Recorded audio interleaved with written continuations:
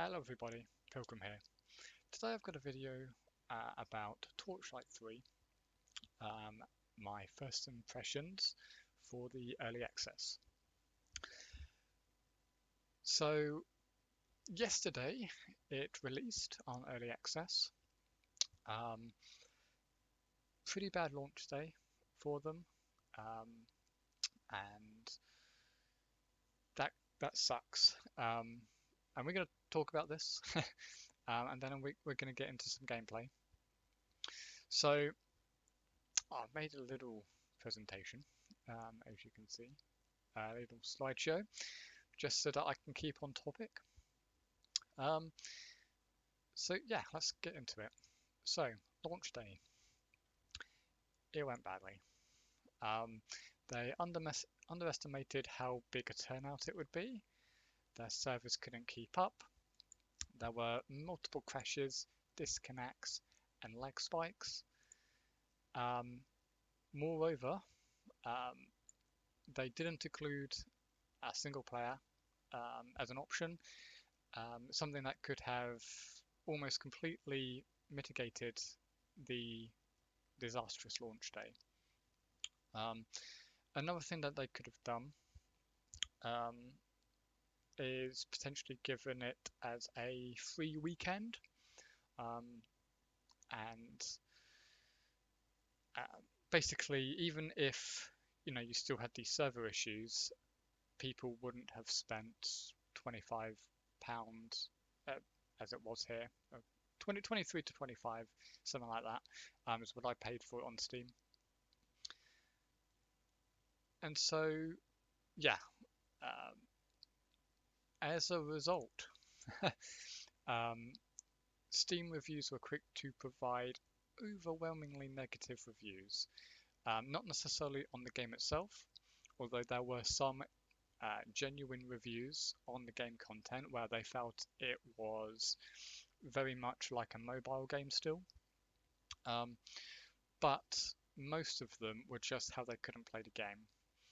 It is still sitting at overwhelmingly negative, I believe. Let's take a look.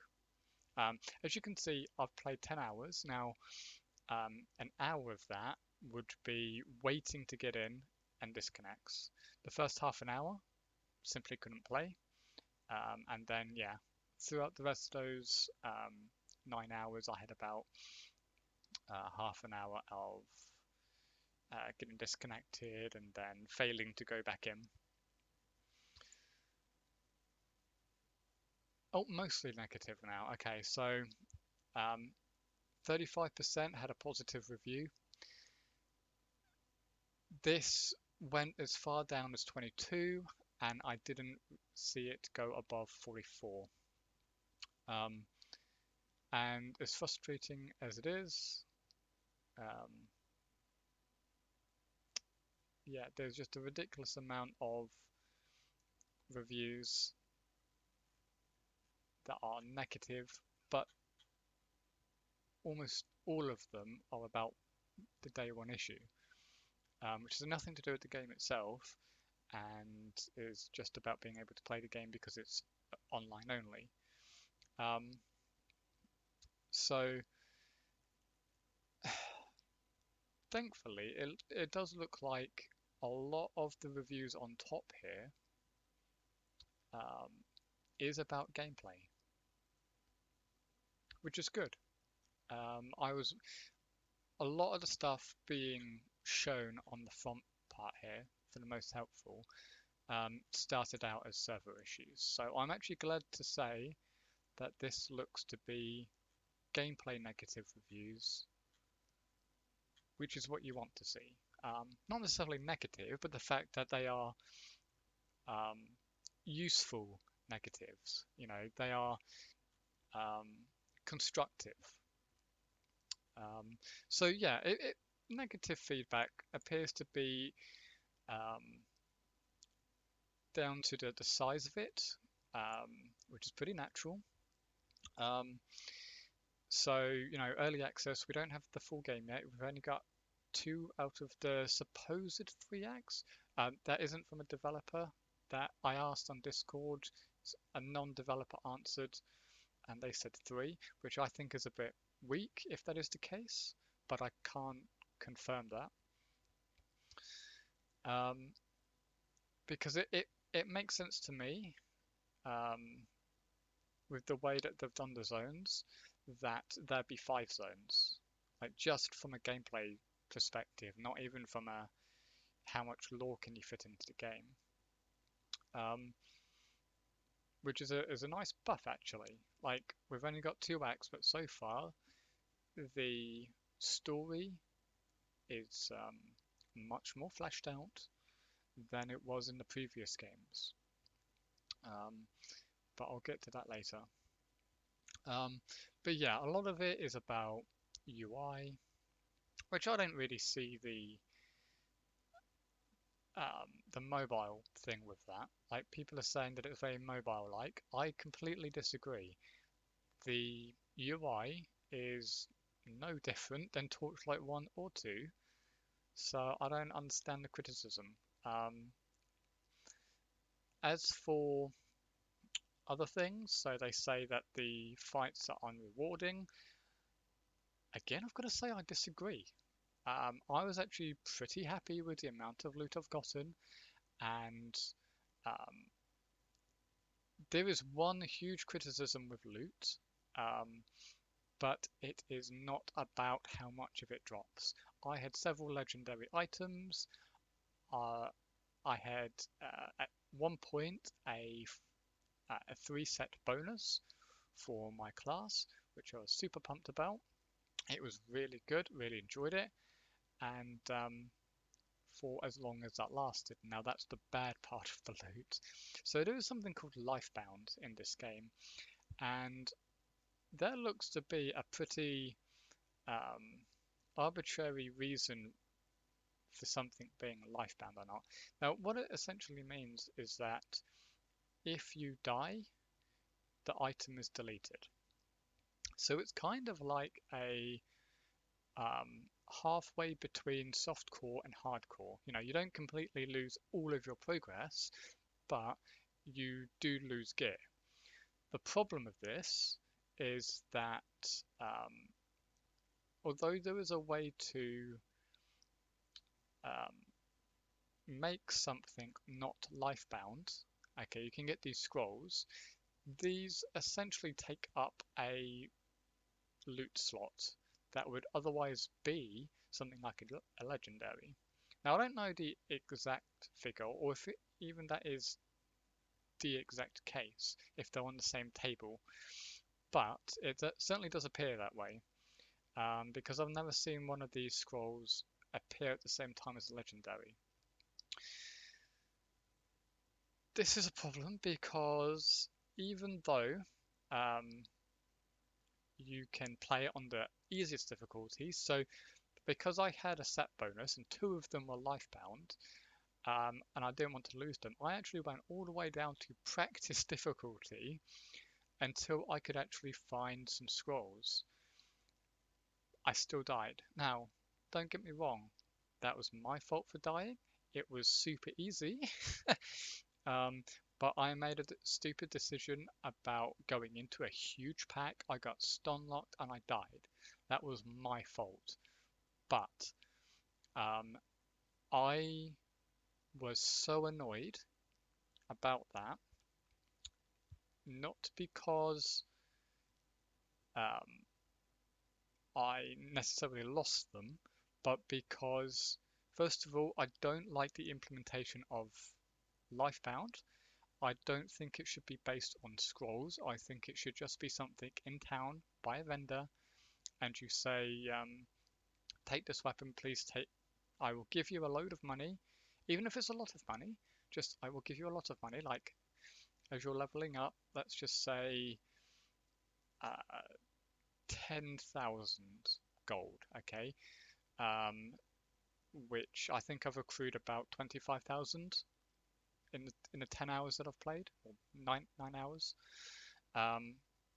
So that would have given me 2, but it would have been consistent and it wouldn't have been based on RNG, and that is very important.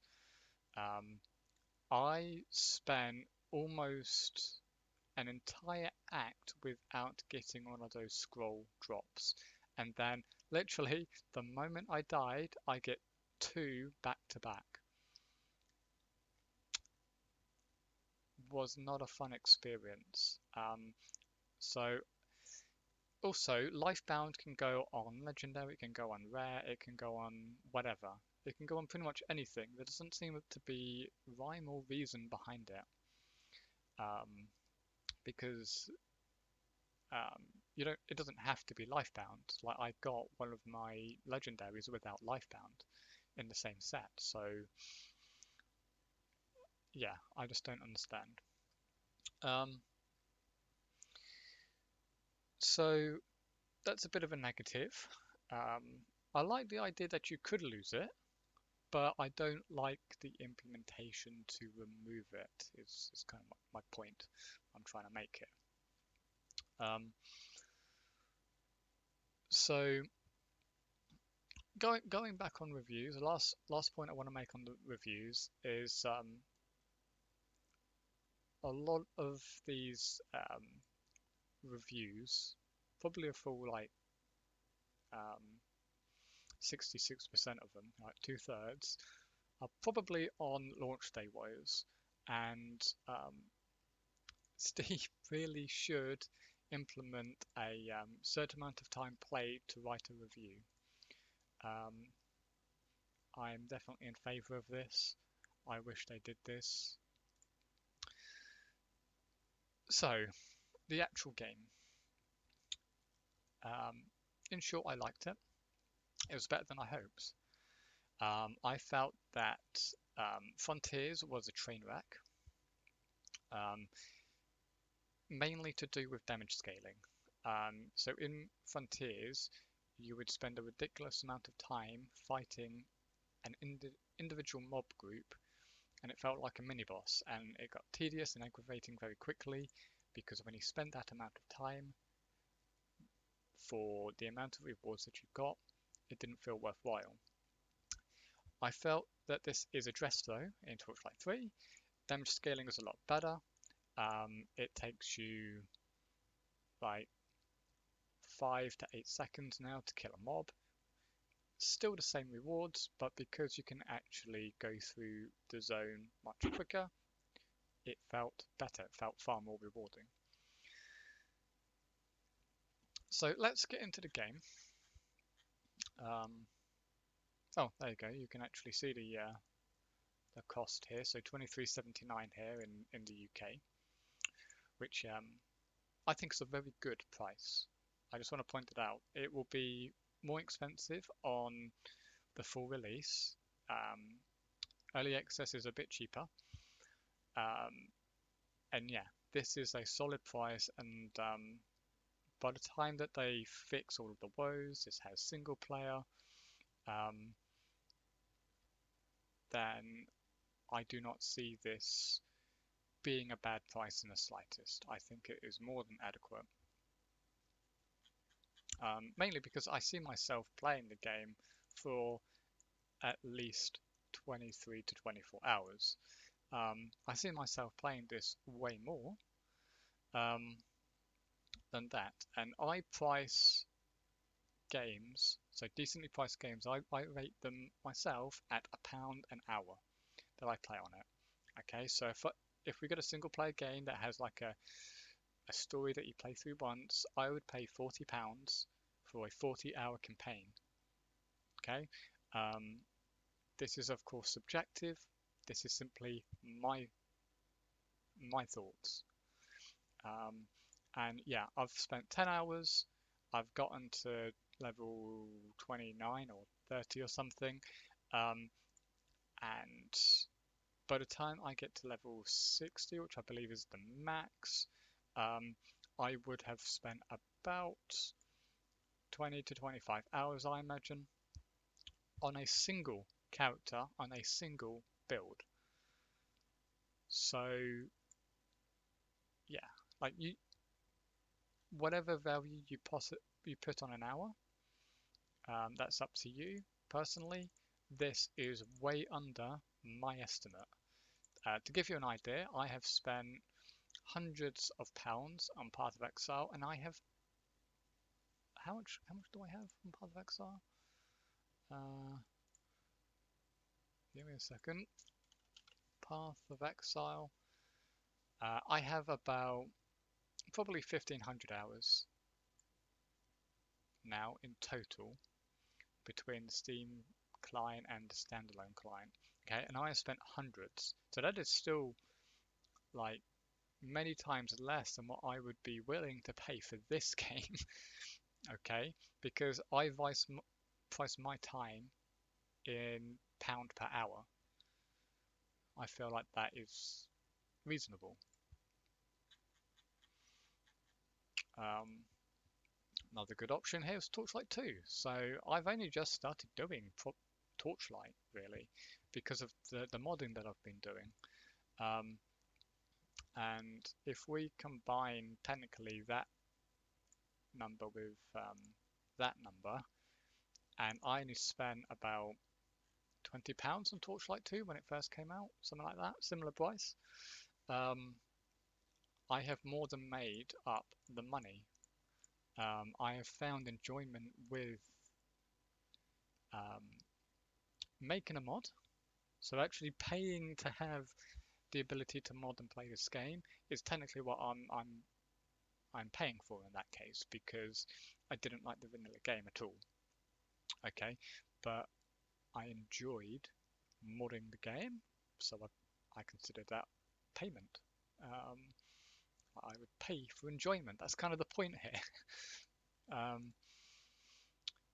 So yeah, let's get into it. Hopefully we can get in without any trouble. I'm told that we are still having issues. Let me also change this. We're in full screen. I want to make it window full screen. There we go, so you can actually see me still. That's a bug.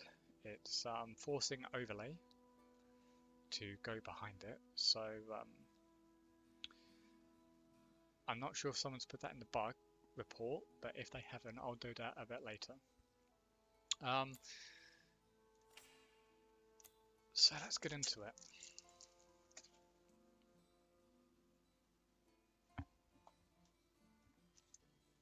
Okay, early access.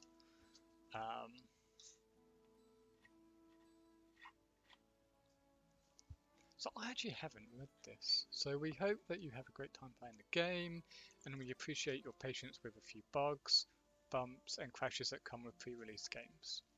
Big updates are coming in early access. So early access release, that was yesterday. Innotuk Mountains, that is Act 3. I have no idea what this is, so that will be interesting. Possibly endgame content of some kind. I don't think they gave any gave us any more thoughts on endgame other than mapworks, which I'm fine with. I'm fine with mapworks, provided it can be expanded upon, because in Torchlight 2 it's pretty lackluster. Again, vanilla. Okay, so this is my character.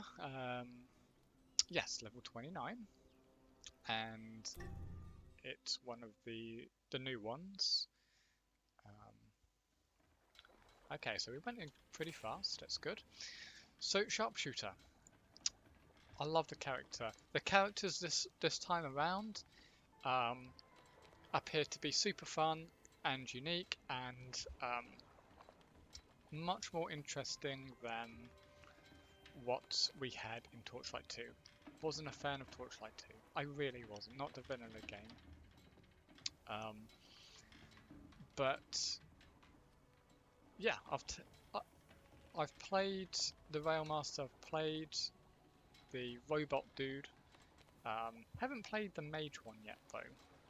I know a lot of people like the mage one, but I like using bows, so I did this one first. So this uses a mechanic called ammo. Basically, some skills. This is actually very much like my Warcaster mod. So these are charges. Each of these here are arrows, they're charges, and they go up over time, and then you expand them. The only difference here is that unlike mine, you can actually still, you can't do the skill if you have no ammo.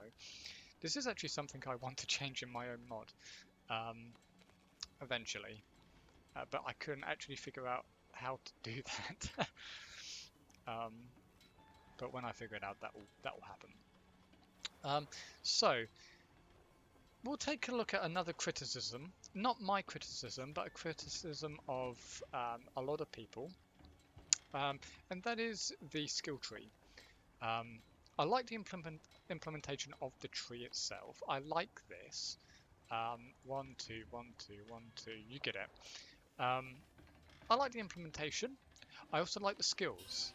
They still have the same sorts of tier bonus sort of stuff, and they are much more interesting bonuses. In addition, it looks like tier 2 bonuses for everything have a bonus that actually improves everything else, and this is really cool. So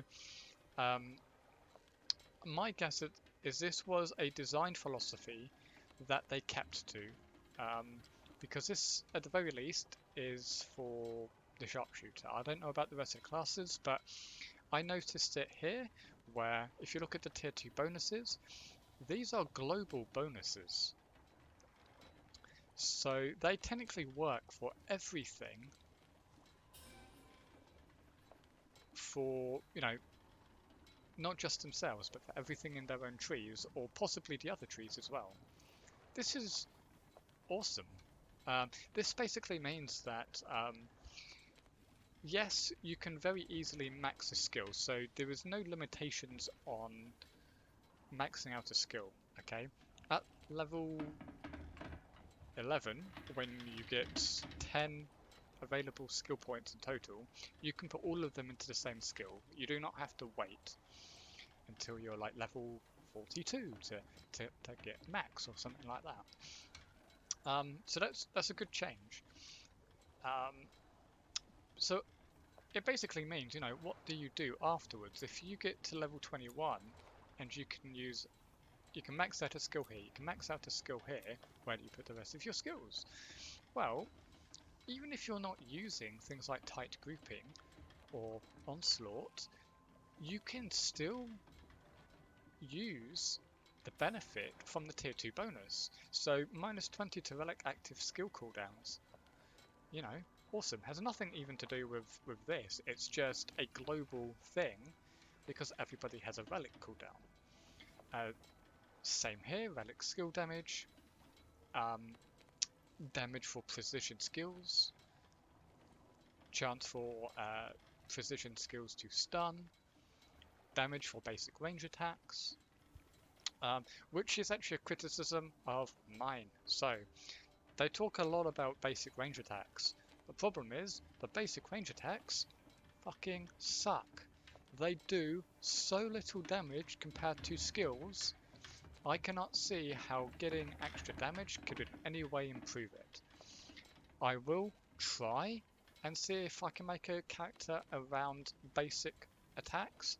I cannot see that happening. It is way too low damage, and every basic attack I have seen so far is single target, at least for range, which is really weird because rifles are single target now. Which I don't understand, because they're no different than bows at that point. So I don't understand.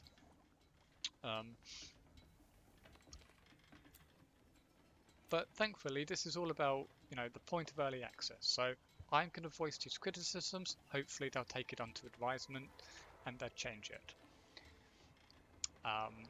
Personally, I am in favour of rifles having a cone and pistols having a smaller cone. Crossbows having piercing attacks and bows being longer range. That's what I want to see. That gives them each their own identity. Now it's slightly different when it comes to melee. Melee is a lot better. There are single target weapons and there are um, cone weapons as well.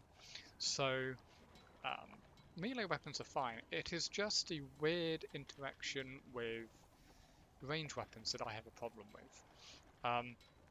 Also, in terms of wands and staffs, I haven't looked into it, unfortunately. That's going to be part of the mage when I play that. Although saying that, I did equip a staff, and it still defaulted to a melee attack. So,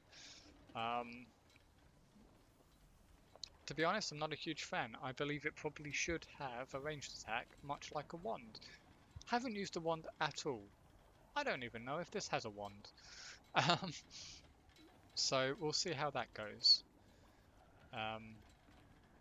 But yeah, you start off with tight grouping. Not a huge fan of this skill. I believe that it should have way more arrows. I just don't see the point in this skill. Like, if it had more arrows, it would make sense. So, starting off with a group of 3 is fine, but the I feel like either tier 1 or tier 3 should give you more. In addition, I also believe that depending on where your cursor is, you should be able to make the cone bigger and smaller. So yeah, and currently it doesn't work like that. So it's always a tight group, which, yes, I get it. That's technically what the skill is. It doesn't make sense to have 3 arrows in a tight group. If you're going to have multi-arrow, isn't the whole purpose to be like AoE? Like, you're giving up things like piercing for that. So it doesn't make sense to have such a small cone. By contrast, targeted strikes, love this. So if you are a character that relies on a lot of proccing, like I am, I'm using an electric proccing build. This is fantastic because not only am I essentially tripling the chance to proc, I'm also hitting everything behind it and doing the same thing. This is a fantastic skill for proccing things. And it's going to be a player favourite, definitely. Now, as you can see, I'm level 10, but I've got bonus levels. That's because you can get bonus levels from gear. Super cool. And this does improve damage. So I think by default this stops at around 160 something. This gives me a couple of % more for bonus levels. I do not know what the cap is though. But I assume you can get a lot of levels. Probably at least 1 in every piece of gear. I know that one piece of gear, the helmet for this character, gives you 2. So potentially you could get like level 20. Which is how you would get a lot of end game damage. So far though, this is absolutely fine in terms of damage going through the story. So we've got a couple of things here. So we've got an attack, an attack, an attack, an ability to restore ammo, and stuff like that. An attack, an attack, an attack. I do feel like some of these are superfluous, so possibly changing Scattershot and combining it with tight grouping so that you have a much wider cone. Because I feel like that's exactly what Scattershot is. It's just a wider cone. I haven't tried it yet, but we'll see how that goes. But if you were to give this more arrows, this becomes kind of pointless. So yeah, at which point you could have a utility skill put there. I feel like a single utility skill isn't good enough. You should have at least one. Adventurer, this is actually where some utility comes from as well. Not entirely sure why this is all the way up here. I'm guessing it's because they have like missing skills. Looks kind of weird, but yeah, there's a load of summon stuff for this character here. So I'm using something called Goblin Legion, which is pretty cool. Basically, you summon some goblins, and then for the next couple of attacks, you can get an additional goblins. So that's pretty cool. In addition, as you can see, if you look at things like the tier 2 bonus, again, this is all global. So all pets get this bonus. So yeah, these are... I like the idea of that. Tier 2 bonus is all global. Gives you a reason to go for additional tiers. Oh.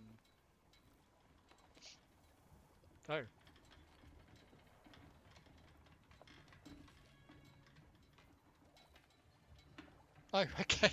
Bit of a PSA in game. Okay. So, yeah, we've got a movement skill here. We've got some summons, Goblin Legion, Scout's Bones,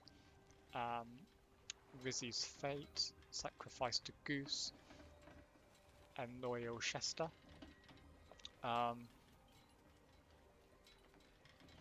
And then, yeah, a movement skill and what looks to be a curse skill.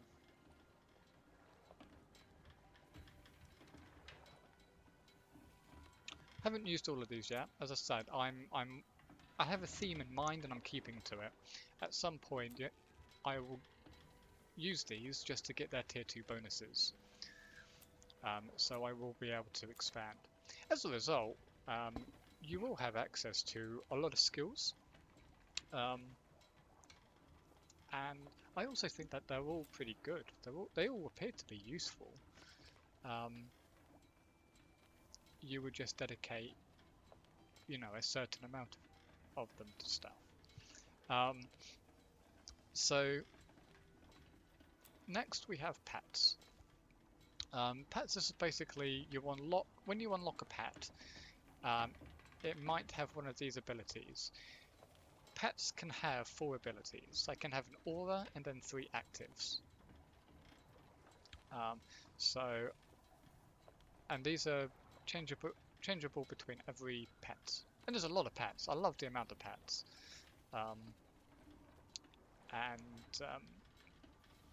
Yeah, these are pretty cool. Can't wait to get things like running partner. I would switch that out in a moment. At the moment I'm using crit, but it's because I think it's the only aura I have at the moment is for crit. Oh no, I have increased awareness as well.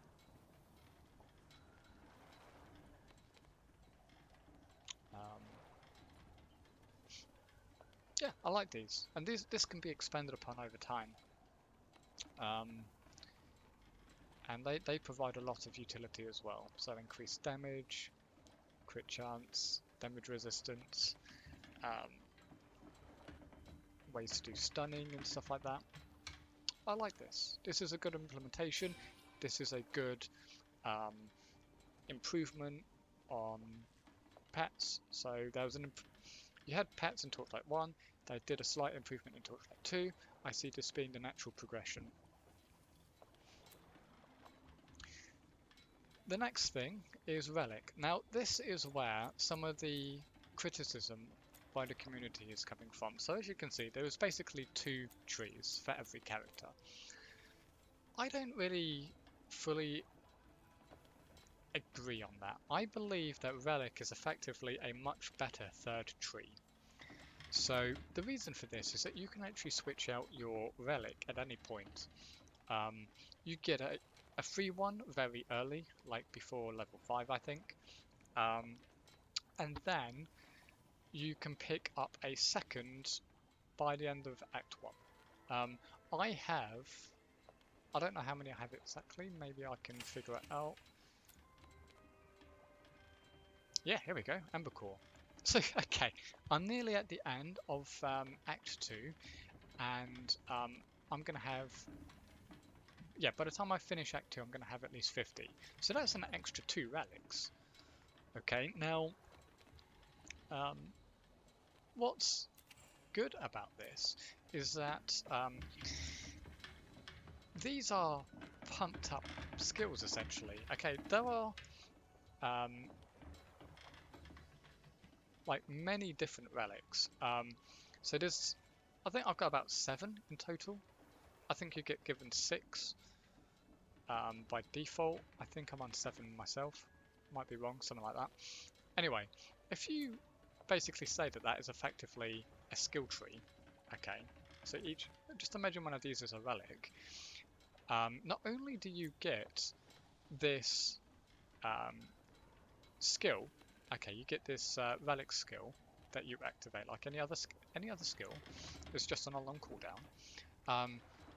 You get these passive buffs here for that skill, but in addition, you get a second skill because that's what this is. Okay, so the tier 2 is, I believe, always a active skill. Okay, so you get in 2 skills for the price of 1, and then you have 2 sets of passives. And then a further improvement on that skill. So this is like a really beefed up third skill tree, because effectively what this means is that everybody in the game technically has a skill tree where almost this entire block here is filled up. Okay, so if there is 6 relics, that means that there are 12 skills. Okay, so yeah, this is effectively like a maxed out tree. So I don't understand the criticism that people are saying that you only have access to 2 trees. You don't. You have access to 2 trees that are specific to your character, and you have a third tree that is global and is way bigger than your than the 2 trees that each character has available. Now, this relic is actually how I am building my character around. If I had a different relic, my playstyle would be radically different, because I am actually choosing my skills based on this relic. So this is what I mentioned when I said that I was using a proccing build. Okay, I am proccing electric damage. Okay, I have an electric bow, and that allows me to get tons of shocking bolts. It allows me to get these lightning strikes and violent bursts, and this, increases my ability to shock and all of that. Okay, and it's why I've used targeted strikes. Now, if I was using a different relic, I would not be using this. I'd be using one of these or one of these. So your relic is far more important than your other 2 trees. Your relic is what you're building around, and as a result, there are many other relics to get. I don't know what they are, I don't know how to get them yet, but we are told that there are going to be many relics that you can build, which is fantastic. So why are people having this stupid idea about being limited on a skill tree? Because you're just not. You're not limited at all. It is far more customizable than what Torchlight ever gave you in Torchlight 1 or 2. The only times when Torchlight was ever more build defining is because of mods. It certainly didn't have it in the vanilla game, and a lot of people still play the vanilla game. So, yeah, I love this. I love the idea that you get a relic, and that relic dictates what you do on here. But then we have even more stuff. So we have the Legendarium. This is super cool, but I do think it should be improved upon, specifically with set bonuses.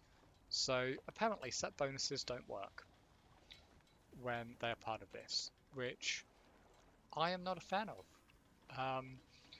If like this whole idea itself is great, but I absolutely believe that set bonuses should be allowed.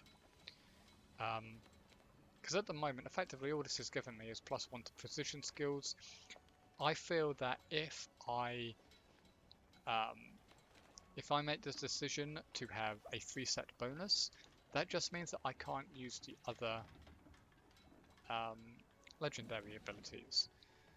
So, you know, every single one of them is powerful, but I don't understand why you would be restricted from using set bonuses, because you are basically forcing yourself to be specialized. Okay, and that comes with its own inherent bad sides. Okay, so like I think Quicksilver is a fantastic legendary, and I would be loath to miss it. But having the ability to have a set bonus by forcing you to use all of the 3 slots, you know, those are comparable. You know, so I think it should be allowed. So I'm going to try and make my case to the developers, and hopefully that picks up steam. Aside from that, yes, as you can see, you can break down any legendary, and you can take its initial skill. So I've done that with a couple of things. So I did that with Snacko Stick. So Snacko Stick is interesting. So it does replace a basic attack. So you launch 3 snaking poison bolts, each dealing 40% weapon damage. So basically this is Ember Lightning. Not Ember Lightning, sorry, Ember Bolt from Torchlight 1. Love the name, Snacko Stick. And yeah, so it replaces a basic attack. So this is a situation where I actually like the basic attack. This is awesome. So it doesn't matter what weapon you're using, it just replaces that attack, as far as I am aware. I haven't tested it with like a bow, although we could. Give me a second.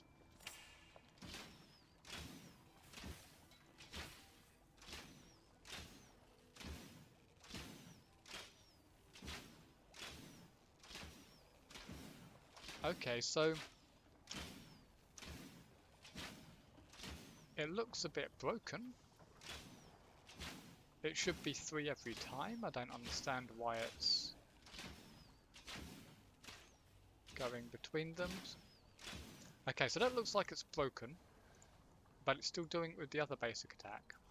So this is a situation where basic attacks could be quite useful. So if you're able to take it from a legendary, by default, this is what a basic attack looks like. So basic attack, fire your bow, dealing 200% weapon damage. Now in practice, this is awful. So, I mean, think about it in terms of your abilities. So if you look at targeted strikes, I send out 3 piercing shots that deal 172 each. So this is slightly less, but every creature is getting hit 3 times, and then everything behind that is also getting hit 3 times. So how could a basic attack be better? So my thought is that possibly it only comes from... sorry, that was a hair in my mouth.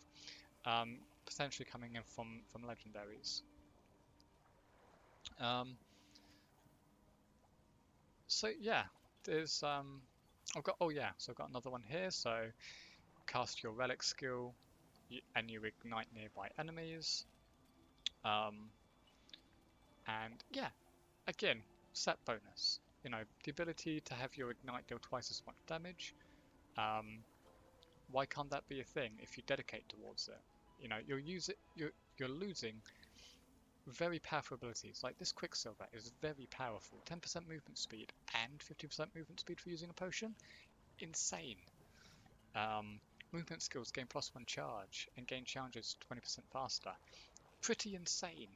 You know, you can really stack the amount of charges that you do. So, you know, 4 charges now on this Goose Visage. Like, this basically makes you immortal for a large duration. Okay, and you can just stack them. So recharge time is 8 seconds, right? So, I mean, look at this. Do it a second time.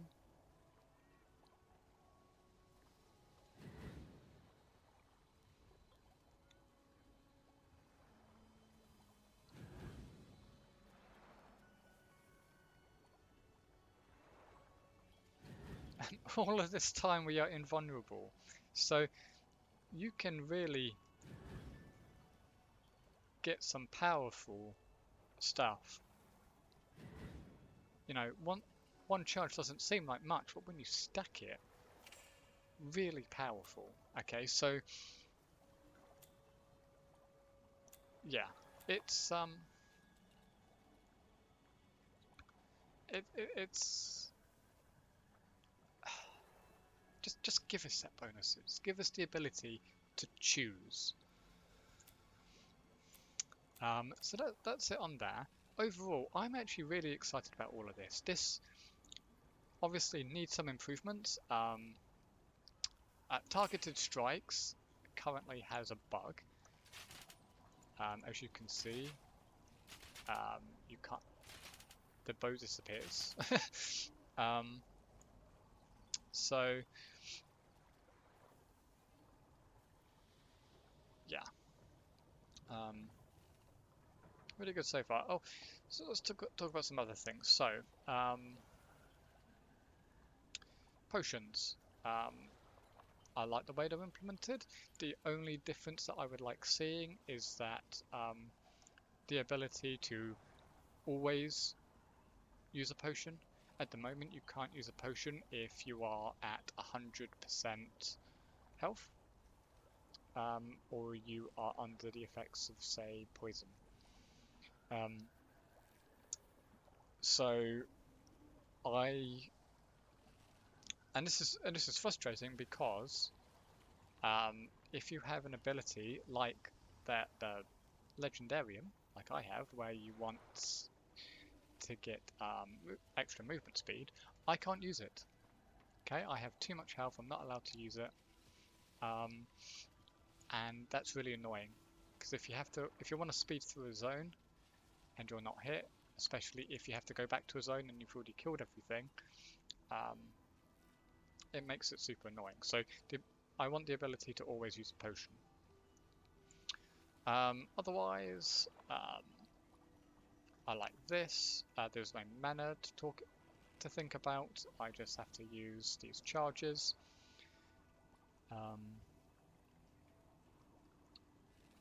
Yeah, don't have a problem with any of this.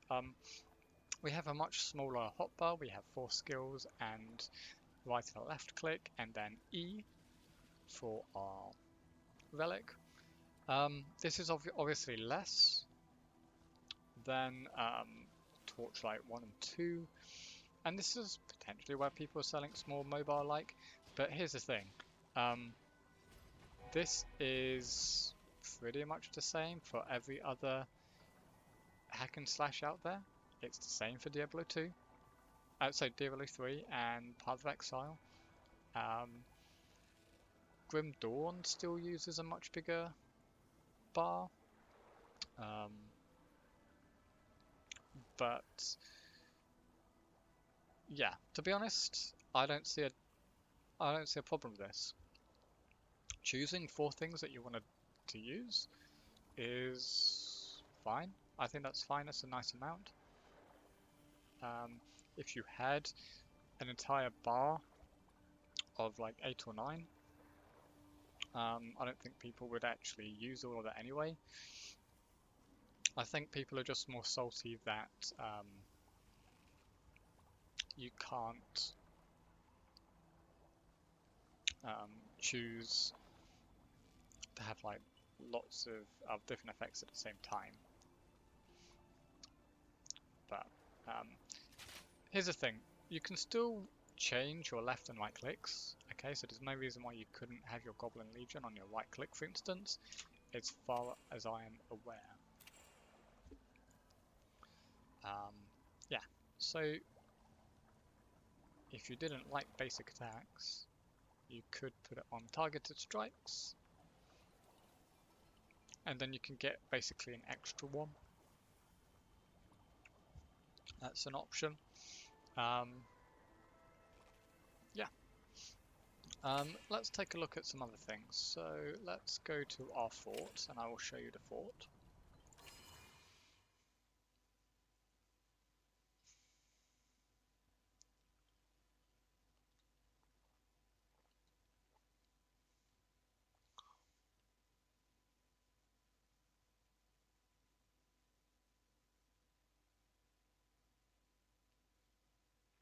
They really need to work on the load times.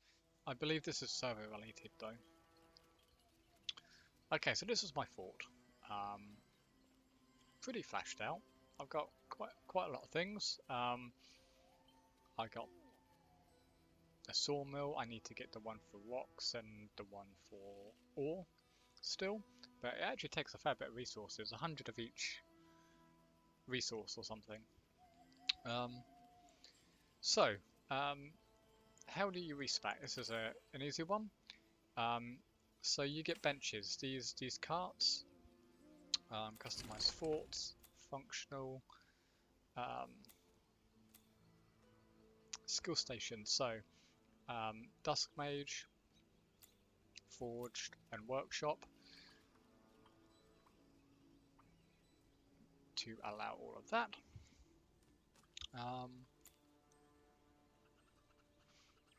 So I don't have those characters yet, so I didn't add it. But yeah, this is just how you respec. You can get respec from drops, so there's something called spectacles, and they're a consumable that are lifebound, so you need to use them eventually or you'll lose them. Also, they're not used by... So this is my biggest gripe actually. So Scroll of Unbinding is the thing that you use to take off lifebound from something, and it's not global, it's not shareable. You can put it in the shared stash, but I'm not allowed to use it. So yeah, what is the point? It also doesn't say that it's not usable, so pretty salty about that.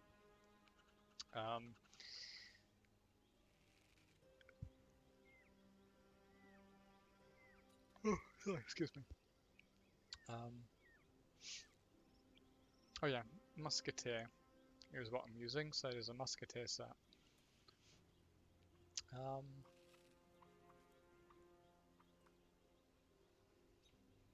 Yeah, so I actually had a 3-piece Musketeer set, and so I had lots of extra cool stuff.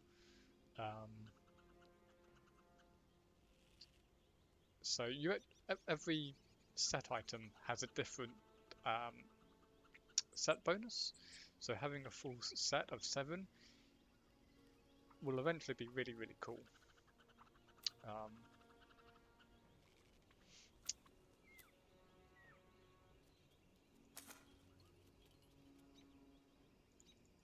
Wait, what? What the hell just happened? Oh, okay. Got worried there. Wow, so pet shelter, this is where all your pets go. So I've picked up about 20 Is it 23 or 24 in total if you consider this? I don't know. Pets so far. So you can basically give them different skill sets. Instead of changing them round each time. This needs to be improved. The UI for this is so janky. Why isn't it going 5, 16, 21, 36 downwards? It's all janky. I also don't understand why that's a thing at all. Why don't we get a slider? Just give it a slider, it's the same. Like, it's 1 to 2. Sorry, 2 to 1 in every instance, so just give us a slider.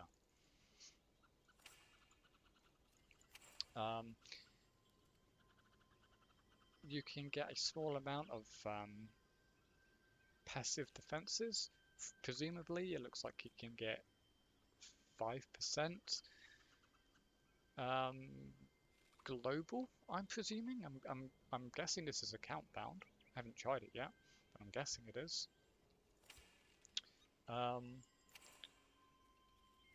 Same here. Reliquary is where you would get your relics. So eventually I'd get additional relics. So I could build one of these now. Oh, I can build 2 of them now if I wanted to.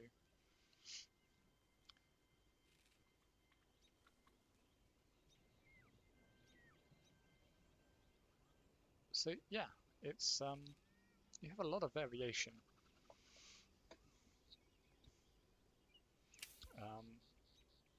Of course, there's no reason for me to actually use these yet, since I'm doing an electrical build. So this is fire. So fire, electric, cold, bleed. So I'm guessing that is physical. And poison. So 1 for every element.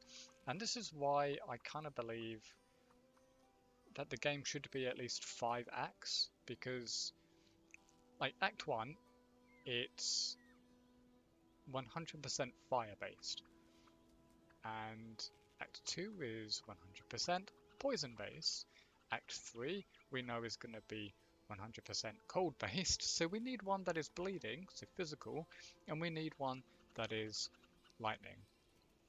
So maybe the gin is lightning based or something, I don't know.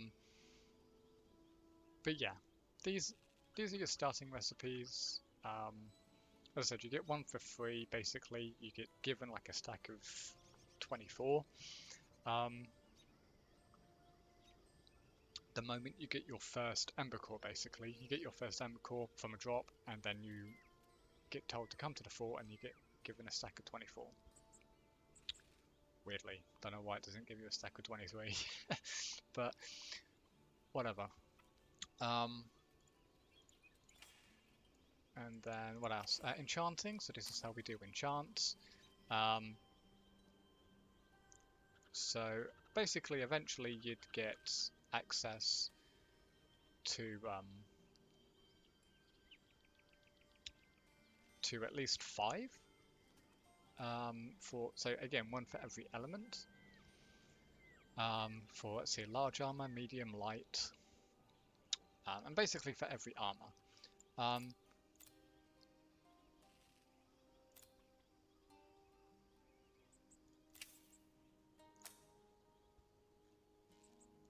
Let's take a look.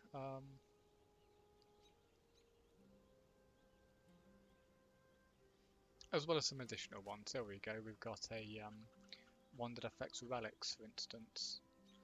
So there's more than just 1 for every element. So crowd control, relics,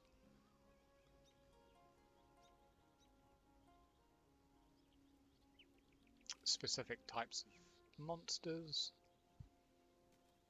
So there's a fair bit that you can do. Oh, bonuses for pets.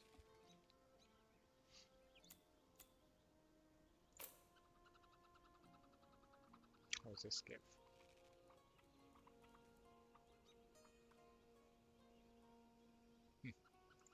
Okay, so yeah, now to get these resources, you simply disenchant, also break down.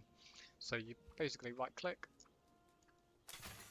there you go, you get given a magic essence. With this one you get access to a rare one, and then you also gain access to these when you break down legendaries. Now, this is also how you get the legendary ability as well. Okay, you just break it down and you get the ability as well.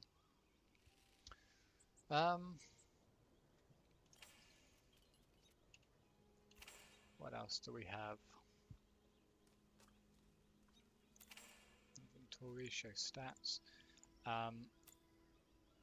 This is still a bit balked, as you can see. Yeah, it looks a bit janky. So improvements need to get made to this.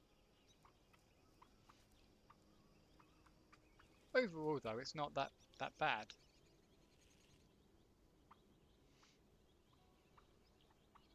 Oh, I was actually wondering about this. Yeah, I wasn't sure if 100% if it affected all pets or just that particular one, but no, this actually does tell us that this is global. Fantastic.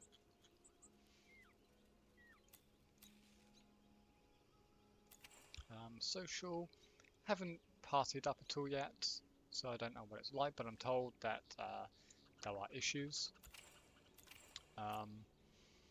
You can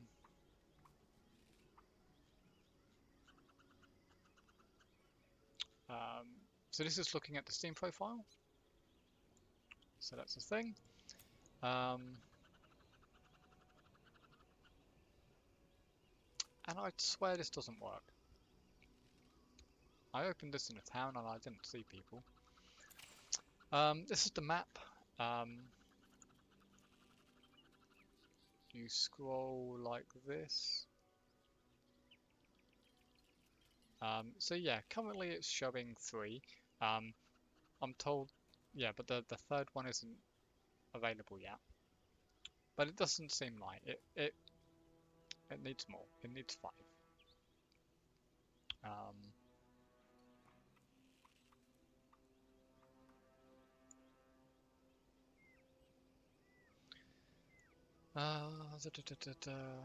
Anything interesting about this? Oh, there's a bug at the moment. I think replacing a wardrobe. Could be wrong. It might just be that it's just one of these. Storage. Could just be. So I kind of expected everyone to be kind of available. This has color and these don't. Not entirely understanding why.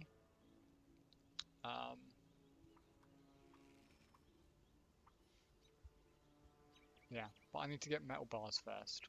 And I need to get. Oh yeah, I got one of these from a chest as well, from a boss chest. I think that's just a cool piece of thing to put in your what's it? Thought. It requires comet fractions and stone blocks, which I have neither.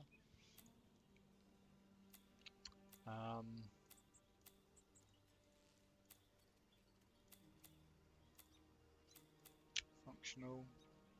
Yeah, so I need to get wood logs. I have not many, probably about 50. Yeah, 51. So I need to actually actively look into to cutting down trees. Okay, very simple. You get these just by killing certain enemies. They drop little globes on the ground.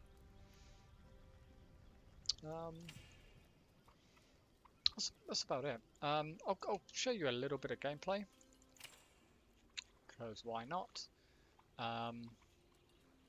Okay, so go to the capital.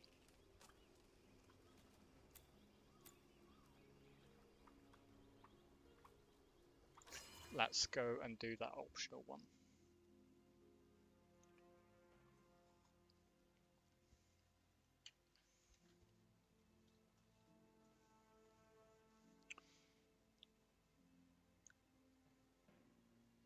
Yeah. With these load times, just bear in mind that I'm using an SSD, not NVMe, but just a regular SSD. Shouldn't be this long.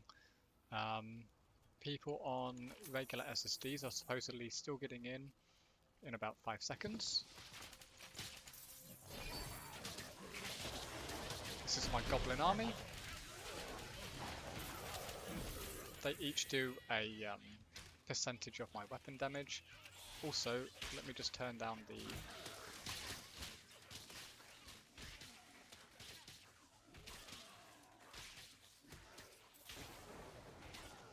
Could just be me. My son's actually really loud.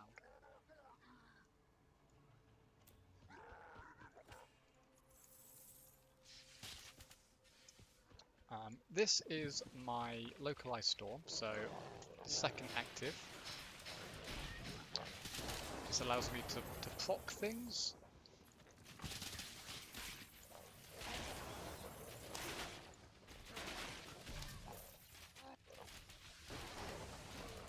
So I'm really liking how the build has turned out.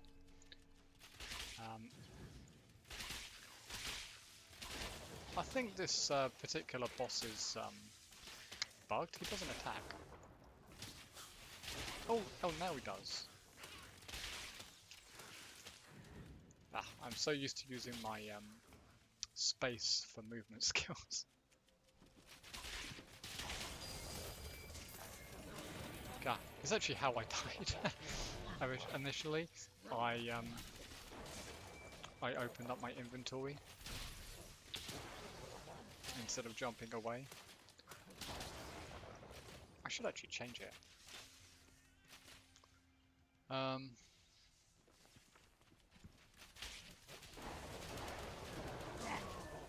Skill Shrine. These act the same as I did before.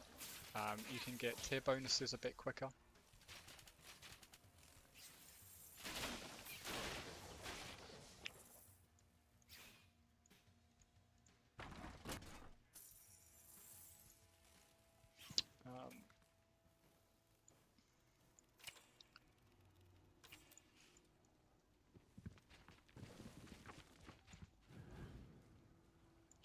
Oh yeah, I've got a little wolfy dude as well.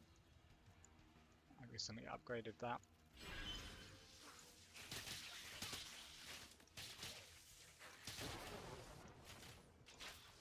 This gives me,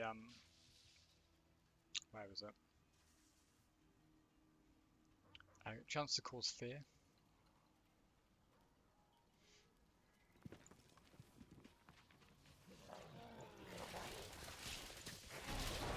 But it's gonna be super...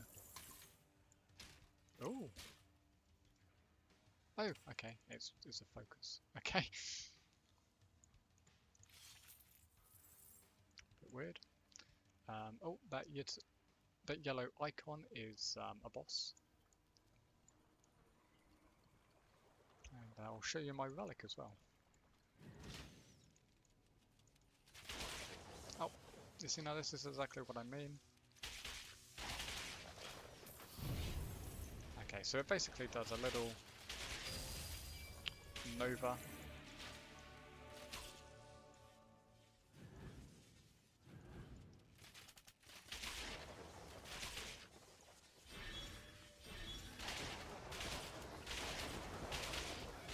Ah, got you.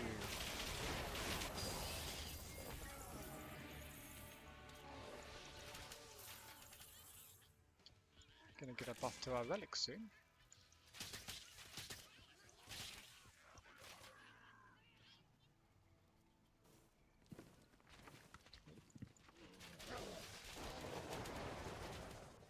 So the big lightning strike is part of my relic bonus. And that procs on hitting a shocked enemy.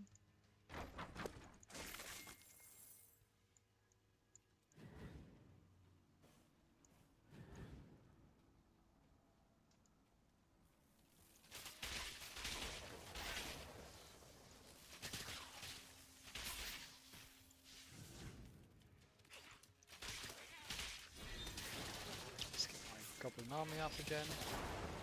My little wolfie. And go and kill Clank.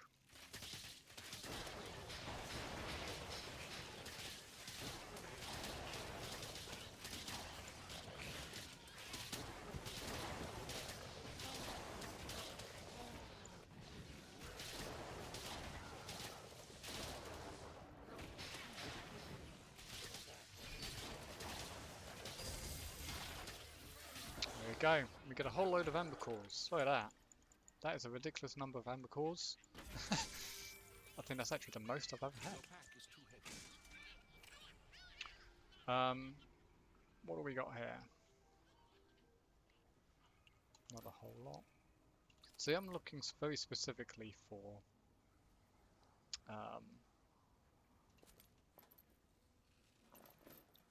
lightning-based stuff.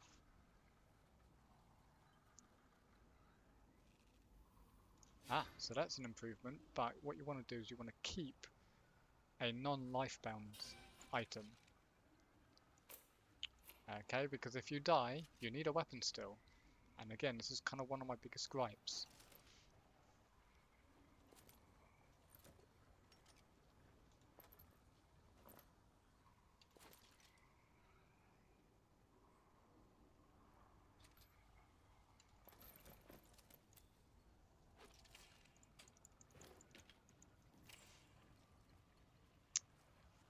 But that was a pretty big increase in damage, so we can send our dude off. Crystal Passage is... Yep, what I'm looking for. You have gained a level. Yay, level 30. Okay, so one more to spend.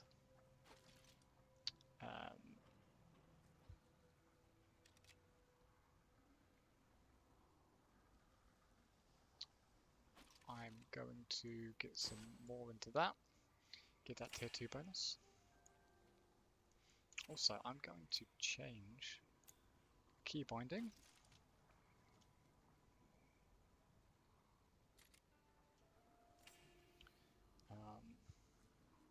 Where do I want to put it?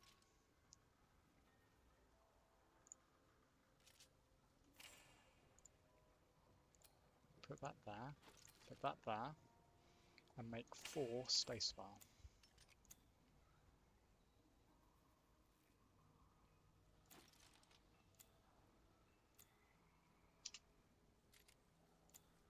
Yep.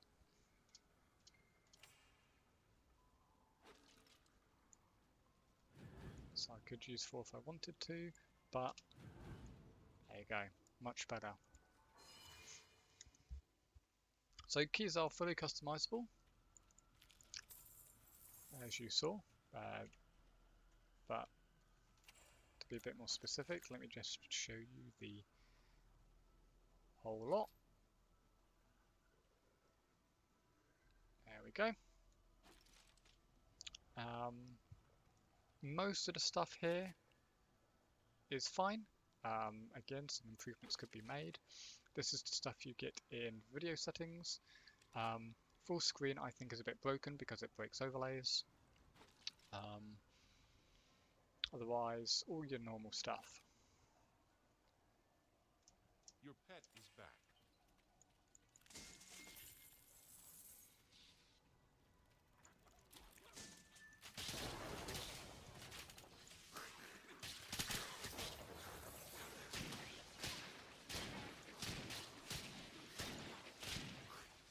Yeah, see, look at this. Look at the puny damage I'm doing with a basic attack.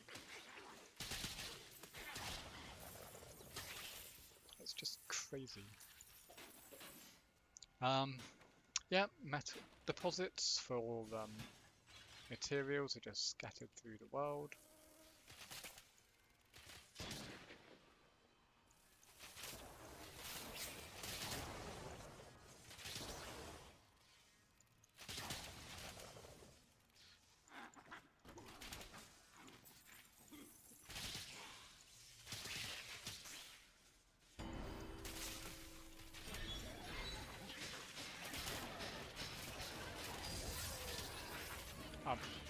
I don't know if this was intended. I hope it is. But if you're wondering, so basically, this whole thing about the next 3 precision skills abilities for each of these, they actually stack. So you may notice that image changes, but it doesn't actually mean that it overrides one. Okay, if you have like an entire toolbar here full up of the next 3 attacks, those will all stack.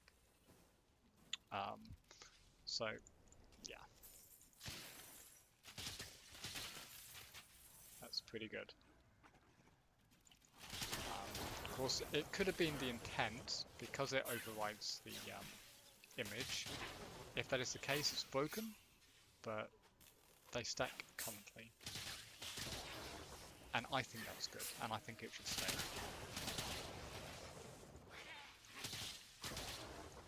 I think it's basic. I think it's too much to think about.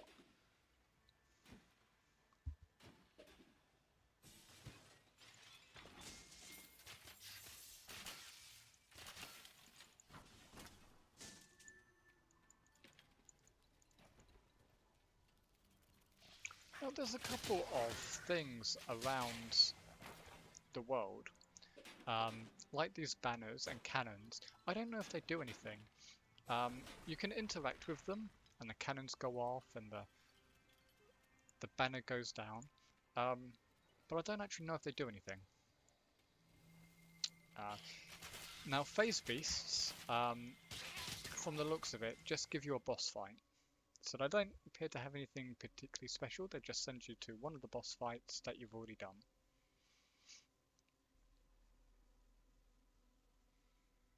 Which is fine. I do wish they would give you a bit more variety, like the first 2 games, where it was like unique rewards after doing puzzles, but I'm fine with this. I think this is the goblin one.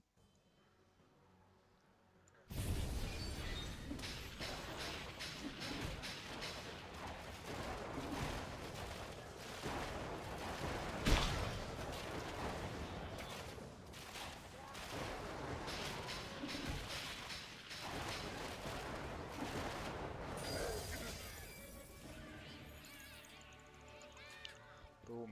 Burst him down. This has really good burst damage. I love this pet. Sent home. So, another pet for me. So basically, yeah, there's like a random chance that you'll get a little pet thing when you do a boss fight.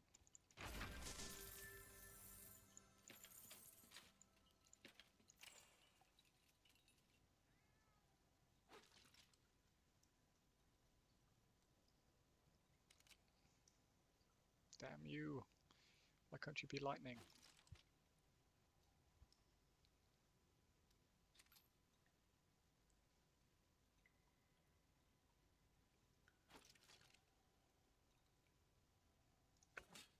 Feel like that is better for the moment, but if I die, I'll be glad to go to that.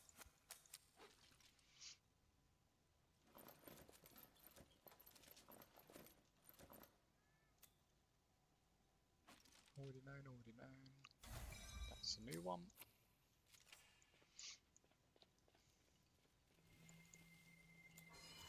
Go back. There are secret areas. I haven't found one yet, but I'm told by people in chat that some of them found secret areas.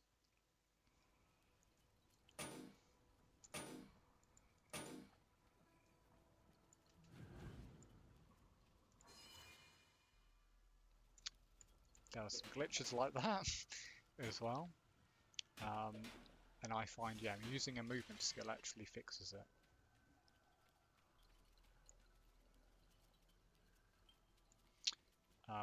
Oh, another bug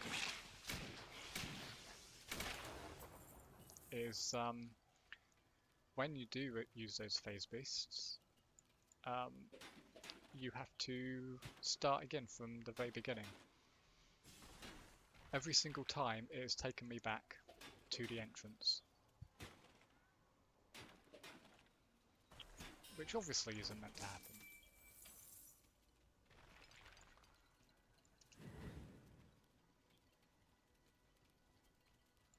As for the visuals, I love the visuals. I think it looks awesome.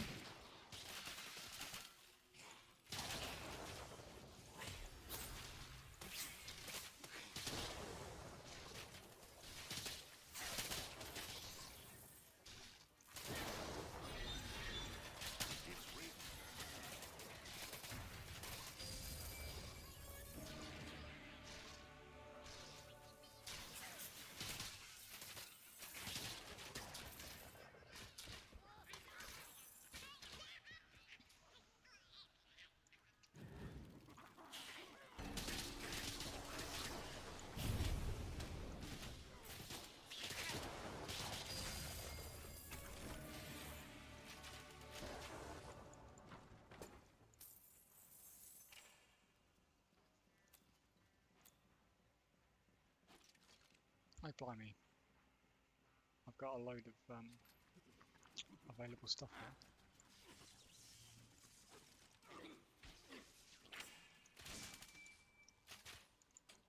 Oh, musketeer.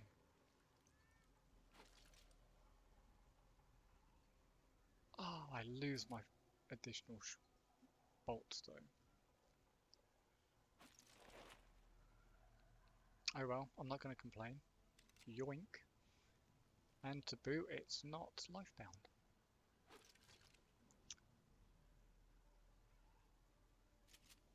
Damn, I really like the amount of shock bolts. Oh well. Either way, it is way better though. I'll say that. I'm not complaining. So you basically get to summon a spirit archer who uses tight grouping. Really good. Get a second one if you get the 3-piece bonus. Now,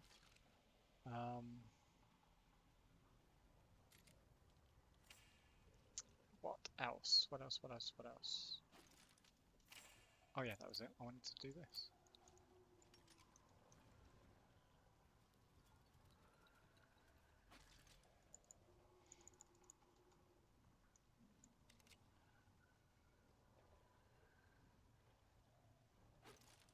Interesting.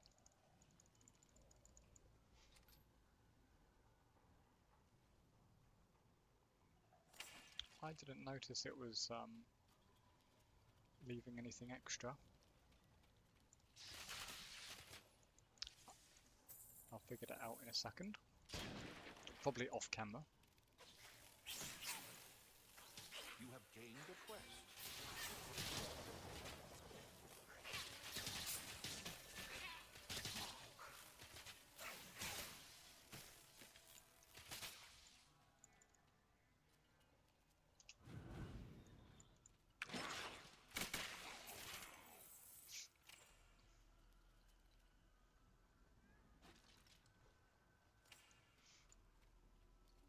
Did I get...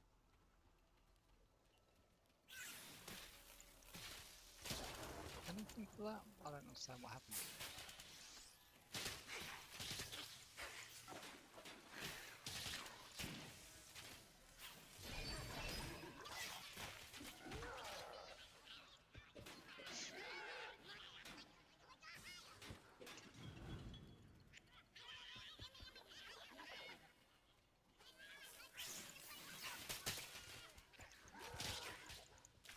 Hope you're enjoying this so far. Okay, so Defender's Gate.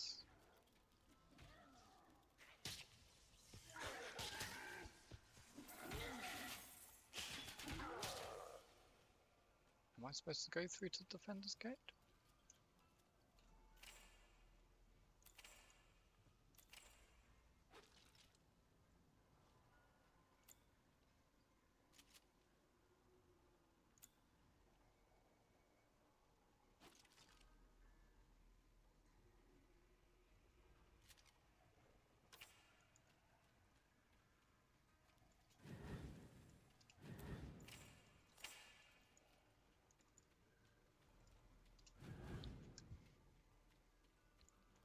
I feel like this could be improved a bit.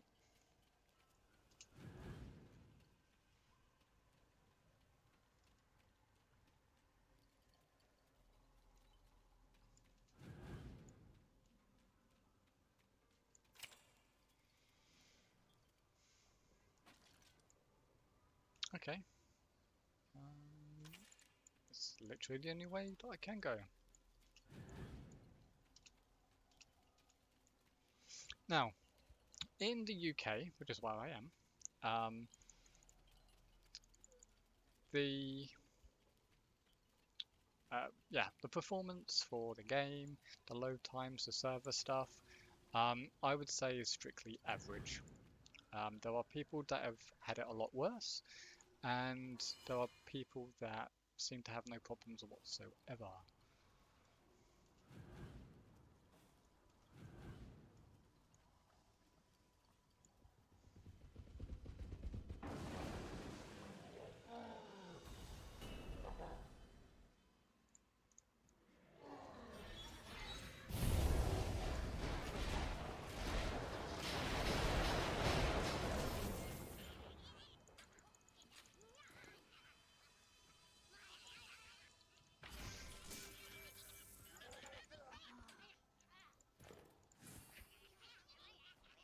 Increased awareness.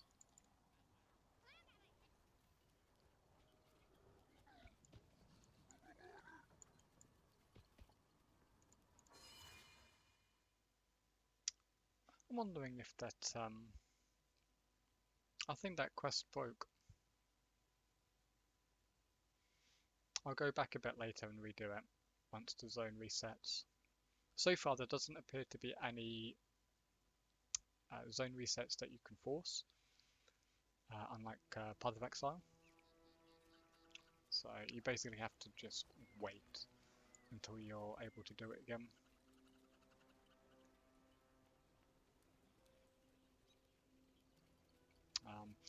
Yeah, when you go to these places, Last Passage and a couple of them a bit like that, you go to a random person's vault. So if people lock out and get to mine, they'll be very happy because I have almost everything.